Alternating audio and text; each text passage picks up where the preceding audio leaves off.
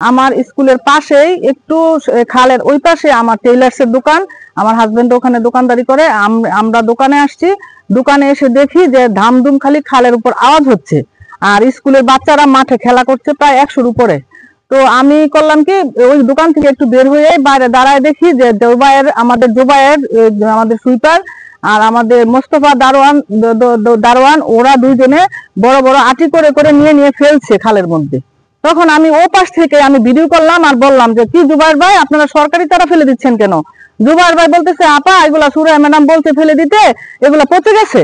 আমি বলছি পচে গেলে তো এগুলো ফেলে দেওয়ার কথা না, সরকারি চারা আপনারা বিতরণ করেন নাই, এটা ফেরত দেওয়ার কথা ছিল, বা আপনারা ফেলে দেওয়ার অধিকার আপনাদের নাই, তো খালে ফেলতেছেন কেন?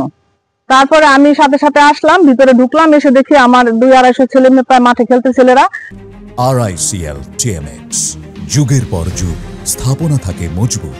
ওদের আমি সাথে নিলাম, প্রায় 100 ছেলেরা আমার সাথে আসছে বল খেলা রেখে।